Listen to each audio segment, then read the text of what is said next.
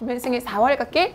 제목 지금이 4월인가요? 아니구나. 3월 마지막 날이네요. 내일 되면 4월이죠. 어떤 계절이냐면 겨울과 봄의 속성을 다 가지고 있는 계절을 얘기하는 거예요. 4월에 가로 열고 겨울 플러스 봄이라고 적어놓으세요. 두 개의 속성을 다 가지고 있어서 겨울의 부정적인 이미지와 봄의 긍정적인 이미지가 공존하는 계절이라는 것을 아시면 돼요. 너네 보고 수업해서 너무 좋아. 지금 1, 2학년 수업이 없어가지고 계속 내신 수업을 혼자 카메라 켜놓고 찍는데 내 스스로 내 모습이 오글거리는 거 있잖아요. 목소리가 안 나와요. 내가 너네랑 수업할 때는 목소리를 절제하려고 해도 절제가 안 돼서 자꾸만 너무 소리를 질러서 다음번에 수업할 때는 좀 조용히 해야지 이렇게 생각하는데 혼자 수업할 때는 어쩜 이렇게 카메라가 쑥스러운지 목소리가 안 나오는 거예요. 너네 보니까 너무 반가워. 자, 그래서 두 개의 계절이 공존하는 시간이에요. 갈게요. 속도도 3학년 수업하니까 너무 좋아요. 마음껏 빨리 할 수 있어서. 자, 플라타너에서의 순 동그라미 해보세요. 쌤 지금부터 이 시에는 동그라미와 세모만 하면 해석이 끝나요. 왜냐면 겨울의 이미지는 전부 다 세모 할 거고요. 봄의 이미지는 전부 다 동그라미 할 거예요. 플라타너스의 순 동그라미 새싹이잖아요. 아직 어린 염소의 풀처럼 돋아나지 않았다 세모 할게요. 그럼 뭐예요? 겨울의 이미지 새싹이 아직 돋아나지 않았다는 거죠. 어린 염소의 뿔은 뭐 순을 비유하는 비유적인 표현이잖아요. 뾰족하게 올라온 것을 뿔에 비유한 거죠. 아직 돋아나지 않았어요. 그러나 뒤집어 주잖아요. 그러나 도시는 주어가 도시야. 그들 첨탑안에 든 예언의 종을 울려서 뭐를 알려주냐면 파종의 시간을 알려줘요. 파종은 뭐 하는 시간이냐면 씨 뿌리는 시간이야. 그러니까 뭐를 알려준다는 거예요? 봄을 뭐 한다는 거예요? 예언한다는 거죠. 그러니까 예언의 종도 봄의 이미지예요. 봄이 올 것이라는 거고요. 파종의 시간을 알려준다는 것도 봄이 오는 기대감을 이야기하는 거죠. 그래서 아직 수는 돋지 않았지만 도시는 봄이 올 것이라는 것을 예고하고 있어 라는 계절이 4월이고요. 도시가 알려주는 거니까 당연히 의인법도 쓰였어요. 그렇죠? 봄의 이미지를 얘기해요.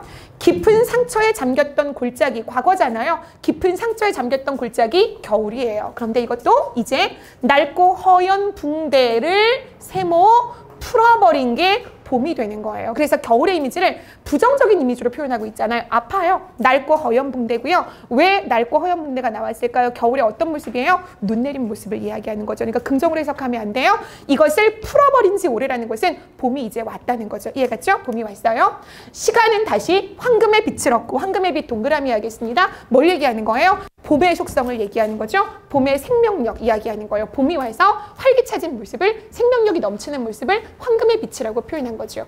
의혹의 안개는 한동안 우리들의 불안한 거리에서 자취를 감출 것이다. 의혹의 안개 세모할게 우리의 불안한 거리에서 자취를 감출 것이라는 것은 동그라미예요. 의혹의 안개가 뭐냐면 다시 겨울이 오면 어떡하지? 봄이 안 오면 어떡하지? 라는 의혹의 안개는 이제 사라질 것이라는 것은 봄에 대한 기대감을 보여주는 거죠. 봄이 올 것이라는 기대감을 보여주는 거예요. 검은 연돌들은 연돌이 뭔지 알면 해석이 쉬워요. 연돌이 뭐냐면 굴뚝이에요. 굴뚝 어느 계절에 필요하게요? 불을 떼면 연기가 나가는 곳이 굴뚝이잖아요. 겨울에 필요해요. 그런데 검은 연돌, 검은 굴뚝들은 떼어다가 망각의 창고 속에 쳐 넣어버릴 거예요. 이 얘기는 뭐예요? 겨울은 이제 오지 않아서 불 뗄 일이 없다는 거예요. 무슨 말인지 알겠죠? 그러니까 검은 연돌을 떼어다가 망각의 창고 속에 넣어버리는 것은 봄이 올 것이라는 믿음이 되는 거죠. 봄에 대한 기대감이 되는 거죠. 굴뚝 필요 없어. 이제 봄이에요. 유순한 남풍을 불렀다가 유순한 남풍 동그라미야. 왜냐하면 남쪽에서 오는 바람 봄바람이에요. 더군다나 수식어가 유순한이잖아요. 봄의 이미지를 가지고 있는 거죠. 이거를 불러다가 어디에 머리를 쓰다듬어요? 어린 수선의 머리를 쓰다듬어 주죠. 수선화 꽃이에요. 봄바람, 수선화 전부 다 봄의 이미지가 되는 거죠. 개구리의 숨통 당연히 동그라미에 어떤 이미지겠어요? 생명력이 넘치는 모습이겠죠. 지금쯤은 어느 땅 밑에서 불룩거릴 밑줄 그세요. 역동적인 모습이죠. 그래서 생명력이 꿈틀거리는 모습을 상상할 수 있어요. 불룩거릴 게다. 추억도 절반. 얘들아 추억은 지나간 거잖아요. 겨울의 이미지야. 세모예요. 문맥의 힘으로 할 수 있어야 돼요. 추억도 절반, 희망도 절반. 얘는 분명히 봄의 이미지잖아요. 그럼 절반은 뭐겠어요? 겨울의 이미지가 되는 거잖아. 추억은 이미 지나간 거니까 겨울의 이미지예요. 절반이요. 4월은 언제나 어설프지만 왜 어설퍼요? 겨울과 봄이 공존하기 때문인 거죠. 어설프지만 여기 해석 잘해라. 먼 북녘에까지 해동의 기적이 울리면 질문할게. 해동의 기적, 겨울의 이미지예요? 봄의 이미지예요? 그렇죠. 생각 없이 바로 나올 수 있어야 돼. 해동은 겨울이 녹는 거잖아요. 그러니까 동그라미고요. 심지어 북쪽은 가장 추운 곳인데 거기까지 봄이 온 거니까 완전히 봄이 왔다는 것을 이야기하는 거예요. 추운 북쪽에까지 완전의 해동의 기적이 울리면, 봄이 오면 우리의 가슴은 설렌다는 거죠. 그래서 4월 달은 무슨 달이에요? 미신의 달이죠. 왜 미신의 달일까요? 아직까지 겨울의 이미지가 남아있긴 한데 봄이 올 것이라는 기대를 거의 맹목적으로 확신을 가지고 우리가 믿고 설레면서 기다리니까 미신의 달이라고 이야기하는 거죠. 어렵지 않죠? 뭐 할 수 있어야 돼요? 크게 적어놓으세요. 대조의 코드가 들어있어요. 대조의 코드가. 그래서 대조를 가지고 봄과 겨울의 이미지를 문맥의 힘으로 구별할 수 있으면 문제는 전부 다 풀 수 있어요. 주제는 적어놓으세요. 봄의 도래에 대한 기다림이죠. 봄이 올 것이라는 것에 대한, 봄의 도래에 대한 기대감, 이런 것들을 보여주는 시가 되죠. 어렵지 않겠지? 자, 그 다음에 이어서 바로 가볼게요. 박제3의 흥부부부상 가보세요. 자체 교재 몇 쪽인가요? 몇 쪽이야? 38? 28쪽? 28쪽. 이 시가 되게 쉬운데 이상하게 이 시 해석을 못해요. 그래서 이번에 수특 문제도 그냥 별로 어렵게 안 나와 있어요. 해석하는 문제를 나왔는데 수업하다가 수특을 보면 이미 풀어져 있는 친구들도 있거든요. 그런데 오답들이 보이더라고요. 흥부부부상 가볼게요. 제목에 흥부부부 밑줄 그세요. 당연히 고전 소설을 차용했겠죠. 설화라고 해도 상관없어요. 어차피 흥부전이 소설에도 있고 그 다음에 설화에도 있고 하니까 뭐 해도 상관없고 고전을 차용했어요. 그럼 제목이 흥부부부상이니까 뭘 봐야 돼요? 흥부부부의 이미지가 무엇인지 해석할 수 있으면 돼요. 흥부부부가 박덩이를 사이에 두고 중요한 게 뭐냐면 가르기 전 별표, 가르기 전에 웃음을 주고받았어요. 이것을 생각해 보래요. 네, 잘 봐. 흥부 부부가 박덩이를 가르기 전에는 이거 가르면 뭐 나온다고 생각하고 있었게요? 말해보세요. 그렇죠. 그냥 박에 속이 나온다고 생각하는 거죠. 그냥 박이야. 그래서 이거 긁어서 밥 대신 먹어야지라고 생각했는데 갈랐더니 제비가 보온해주는 바람에 금은보화가 나오는 거잖아요. 그래서 가르고 나서 웃으면 뭐 보고 웃는 거예요? 돈 보고 웃는 거예요. 가르기 전에 웃어야 의미가 있는 거예요. 무슨 말인지 알겠죠? 되게 중요해요. 그래서 흥부부부가 박덩이를 사이에 두고 가르기 전에 주고받은 웃음은 사랑이에요. 사랑. 정신적인 가치가 되는 거죠. 정신적 가치. 그렇죠? 그래서 돈을 생각하고 웃은 게 아니란 말이야. 물질을 생각하고 웃은 게 아니죠? 이것을 생각해봐라. 금이 문제리, 황금 벼이삭이 문제리, 금세모, 황금 벼이삭 세모, 물질적인 이미지인 거 금방 알겠죠? 물질이 문제리, 서리법이에요. 문제가 아니라는 거죠. 그렇죠? 문제라는 말은 야, 그까짓 게 문제야? 이렇게 말할 때는 그까짓 게 중요해 이런 뜻이잖아. 마찬가지예요. 금이 중요하리? 중요하지 않아. 황금 벼이삭이 중요하리? 중요하지 않아 라고 얘기하는 거죠. 물질이 중요하지 않아 라고 이야기하는 거예요. 이해갔죠? 그럼 뭐가 중요한데? 웃음의 물살 동그라미에서 똑같은 거잖아요. 웃음살이잖아요. 웃음살. 이것이 긍정이니까 반짝여요. 그리고 정갈해요. 깨끗해요. 그것이 확실히 중요하다. 이렇게 이야기하는 거죠. 그러니까 정신적인 가치가 중요하다고 얘기하는 거예요. 박을 가르기 전에 우셨어요.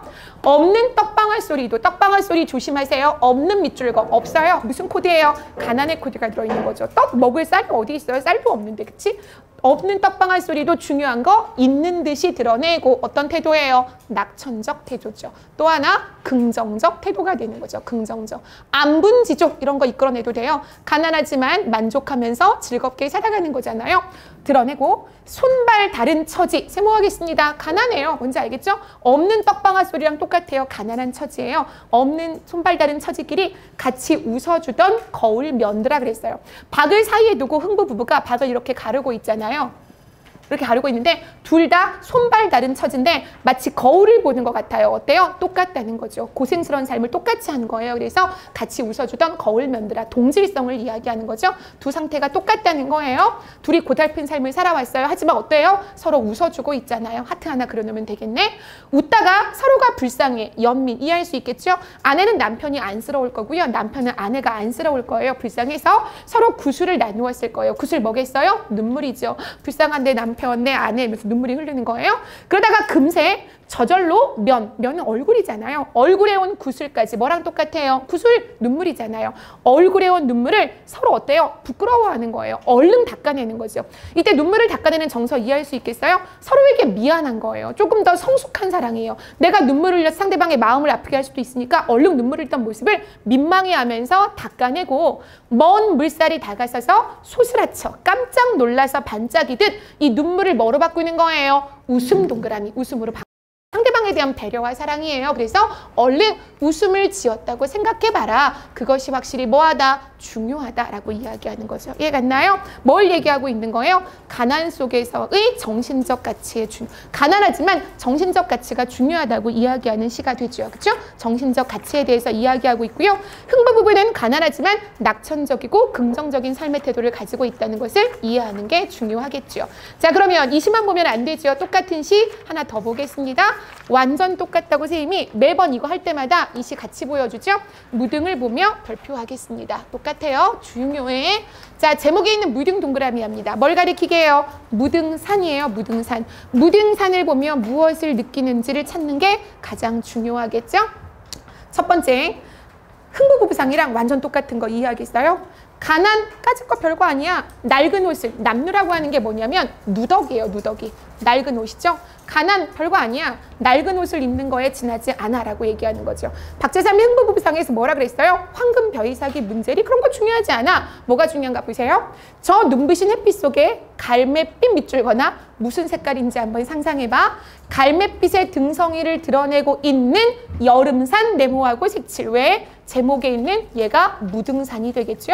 화자는 뭐를 보고 있나요? 무등산을 보고 있어요. 여름산이에요. 여름산 같은 우리들의 타고난 살결 동그라미, 타고난 마음씨 동그라미 다 가릴 수 있으랴 서리법. 가난이라고 하는 것이 우리의 정신적인 가치를 가릴 수는 없어. 아까랑 똑같아요. 가난이라고 해서 아까 뭐라 그랬니? 황금 벼이삭이 문제리? 이런 거랑 똑같지 않아. 그런 거 중요하지 않아. 뭐가 중요해? 본, 웃음, 물살 이런 게 중요했잖아요. 정신적 가치를 얘기하는 거죠. 이런 걸 다 가릴 수 있으랴? 가릴 수 없어라고 이야기하죠. 여름산은 어떤 이미지예요? 타고난 살결, 타고난 마음씨 이런 정신적 가치를 중요하게 여기고 지니고 있는 이미지예요. 한 번 더 보세요. 청산 네모하겠습니다. 청산이 무슨 산일까요? 또 똑같아요. 여름산이에요. 그렇죠? 제목에 있는 무등산이에요. 질문, 갈매빛 무슨 색깔일까요? 1번 회색, 2번 초록색. 초록색 이해겠지? 갈매기 색깔 아니야. 짙은 초록색을 이야기하는 거죠. 아주 파란 초록색의 여름산이에요. 그런데 그 산이 뭐하고 있냐면 자신의 무릎 아래 질환을 기르고 있어요. 지초와 난초 중요하지 않아. 풀이라고만 적어도 상관없어. 청산이 뜨거운 햇빛을 견디면서 여름이잖아요. 근데 묵묵히 자기의 무릎 아래 지초와 난초를 기르듯이 우리도 청산을 닮아서 우리의 자식들을 기를 수밖에 없다라고 이야기하는 거죠. 가난하지만 어때요? 우리도 묵묵히 우리의 자식들을 기를 수밖에 없다라고 이야기해서 단정적 어조를 쓰고 있죠. 아까 흥부부부상도 똑같이 단정적 어조가 들어있어요. 그런데 그 다음 가볼게요. 목숨이 가다가다 농을 쳐 휘어드는 세모하세요. 농을 쳐 휘어드는 건 시냇물 같은 게 흘러가다가 확 꺾이는 걸 얘기하는 거예요. 그럼 목숨이 확 꺾이는 거니까 어떤 시간이에요? 시련의 시간을 얘기하는 거죠. 농을 쳐 휘어드는 오후의 때, 시련의 때가 오면 어떻게 견디라고요? 내외들이여 네모하겠습니다. 뭐예요? 불렀어? 말을 건네는 어투예요? 시적 청자가 누가 되는 거예요? 내외가 되는 거죠. 이 세상의 부부들이여 이렇게 얘기하잖아요. 시련의 때가 오면 어떻게 하래요? 그대들도 조심해. 그 시련의 시간에 그냥 앉아. 그리고 덜어는 차라리 그 시련의 시간에 누워 피하지 말라는 거예요. 그냥 그것을 다 견디라는 거예요. 그러되 조건이 있어요. 어떻게 하고 견디래요? 지어미는 지혜비를 물끄러미 우러러보고 하트. 지아비는 지어미의 이마라도 짚어라 하트. 뭐로? 사랑으로. 이해 갔나요? 사랑과 그 다음에 뭐 신뢰 이런 거 정신적인 가치로 이 시간을 견딜 수 있다고 이야기하는 거죠. 박재삼의 흥부부부상 똑같잖아요. 가난한 부부가 나오는데 서로에 대한 사랑으로 그 시간을 지나가잖아요. 그렇죠? 정신적인 가치로 가난을 이겨내잖아요. 이렇게 해라라고 이야기하는 거예요. 뭐도 있게요? 명령형 어조도 들어있어요. 박재삼의 흥부부부상에도 확인해보세요. 명령형 어조가 들어있어요. 그래서 단정적 어조, 명령형 어조까지 똑같이 들어있죠. 그래서 마지막 면 어느 가시덤불 쑥구렁에 놓일지라도 그럼 물어보자. 가시덤불 쑥구렁은 동그라미야 세모야? 세모죠. 그렇죠? 세모. 부정적인 이번엔 공간일 거예요. 아까 오후의 때는 때라고 했으니까 부정적인 시간, 고통의 시간을 얘기한다면 얘는 고통의 공간적인 이미지를 가지고 있죠. 가시덤불 쑥구렁에 놓일지라도 이 얘기는 그지 같은 삶에 놓일지라도, 고통스러운 곳에 놓일지라도 이렇게 부부간의 신뢰와 사랑으로 살면 두 개는 전부 다 문맥의 힘으로 긍정으로 해석해야 되는 거예요. 옥돌같이 호젓이 묻혔다고 생각할 거야. 청태라도 자욱이 낄 거야. 이게 중요한 거죠. 그러니까 옥돌같이 묻힌 게 어떤 건데 청태가 뭔데 이게 중요한 게 아니고요. 힘든 시간에 놓일지라도 그런 태도로 살아가면 긍정이 되는 거죠. 옥돌같이 호젓하게 있는 건 잘 있는 거고요. 청태가 끼는 건 여기서는 생명력이 넘치는 모습이라고 해석할 수가 있겠죠. 이해가 안 나요? 그래서 역시 똑같이 가난한 삶 속에서 긍정적 삶의 태도를 보여주는 거고요. 정신적 가치를 중요하게 여기는 거예요. 그럼 봐. 화자는 지금 뭐를 보고 있게요? 무등산을 보고 있어요. 근데 무등이 지금 뜨거운 햇살을 견디고 있어. 지금 뭐게요? 여름산이잖아요. 근데 밑에 뭐를 길러요? 지초와 난초를 기르듯이 우리도 힘들지만 우리의 자식을 기를 수밖에 없다라고 하는 거예요. 그럼 무등산의 이미지가 뭐겠어요? 뜨거운 여름을 그냥 묵묵히 견디면서 살아가는 존재잖아요. 의연한 존재죠. 의연한 존재, 의연한 넉넉한 존재가 되는 거죠. 넉넉한 존재. 우리도 무등을 보면서 이렇게 살아가자라고 이야기하죠. 똑같이 부부간의 신뢰와 사랑, 정신적인 가치를 중요하게 여기는 게 다 들어있고요. 여기서는 무등의 속성을 보는 것까지 할 수 있으면 되겠죠. 어렵지 않지? 자, 그 다음 그림 그리려고? 자, 그 다음 한 번만 더. 감자 먹는 사람들. 이거 그림 알아요? 수특에 그림 들어있는데 누구의 그림이게요? 고흐의 그림이에요. 그래서 한 번쯤 본 적 있을 거예요. 이렇게 어두운 거실에 식구들이 모여 앉아서 감자를 먹는 약간 투박한 그림이 있는데 별로 그림 중요하지 않고요. 어쨌든 감자 먹는 사람들 삽질 소리, 색칠. 저 삽질 소리가 뭘 이야기하는지 알 수 있어야 돼요. 자, 감자 먹는 사람들 시 들어가 보도록 할게. 잘 따라오고 있지, 그치? 나 좀 봐봐. 이번 시간 끝나고 봄이 온 기념으로 아이스크림을 한번, 알겠지? 이 환한 표정, 수업할 때 그런 표정 좀 보여봐. 자, 감자 먹는 사람들 갑니다. 삽질 소리 뭔가 볼게요. 자, 선생님의 해석을 듣고 있는 거 아니야. 우리 동시 독해하는 거야. 같이 독해야 되고 문맥의 힘으로 독해한다고 이야기했어. 우리들도 색칠해 보겠습니다. 내가 이거 왜 색칠할게? 우리들도. 그렇죠. 시적 화자가 표면에 등장하는 거예요. 나만 기억하시면 안 돼요. 나, 우리, 저, 내 다 돼요. 시적 화자가 시의 표면에 등장해요.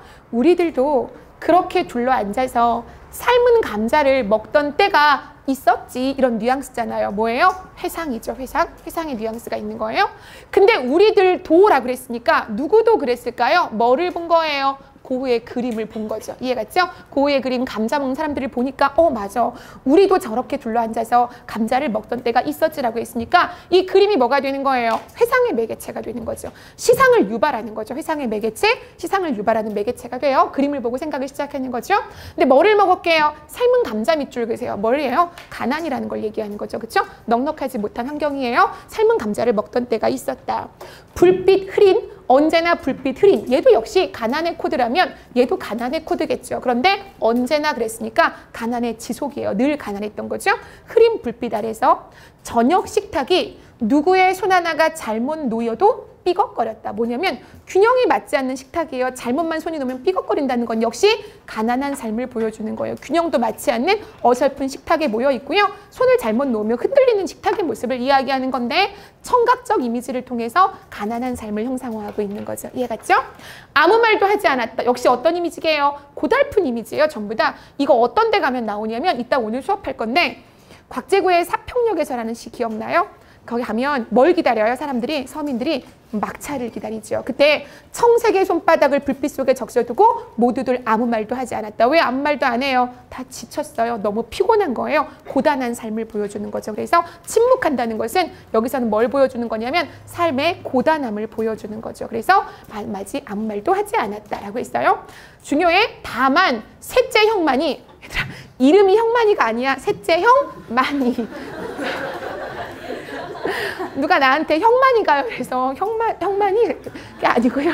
보조사, 단독의 보조사.